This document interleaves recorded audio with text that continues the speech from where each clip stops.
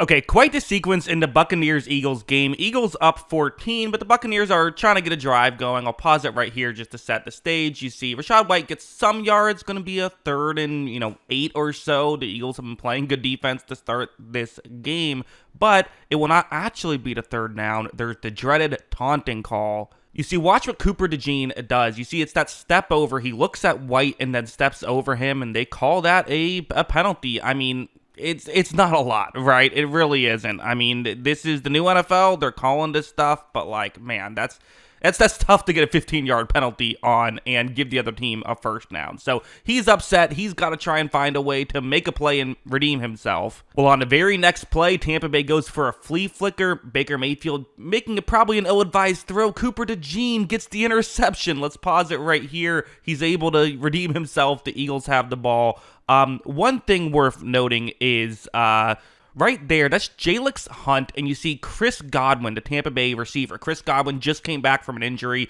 missed pretty much all of last season and the beginning of this season due to the injury, finally back in the lineup. And the rule is, if you're in this situation where you're blocking towards your own end zone, you're not allowed to block with significant force in that direction. It's called a blindside block. It's a bit of a weirdly titled foul right there, but if you're going to make this block, you can't use significant force. You see, there clearly is significant force here. Now, I don't know if that causes what happens next, or if this is just completely unrelated. But then we would see some Buccaneers and Eagles getting into it, and not just any Buccaneers player, but the quarterback, Baker Mayfield. Watch as he's going to get into it with Quinyon Mitchell, and immediately another player who's just returned from injury, Tristan Wirfs, the giant tackle. I'll pause it right here. At this moment, if I am Quinyon Mitchell and Tristan Wirfs comes up and puts his hand on me, I'm saying, "Oh, I'm sorry, my bad. Didn't realize who you were," and I'm running to my sideline because I am clearly not as brave as Quinyon Mitchell. But Mitchell, I mean, he stuck with it. He was going after it, and then other big guys for the Eagles come on. Moro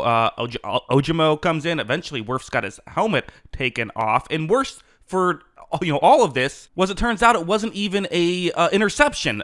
So the play would have stood had this been an interception, because the penalty was after the play. But ultimately, because of this for the Eagles, they don't even get the pick. The ball hit the ground before DeJean could haul it in. So Tampa Bay ultimately was able to get in field goal range. The drive would stall, and they settled for 3. But yeah, crazy sequence.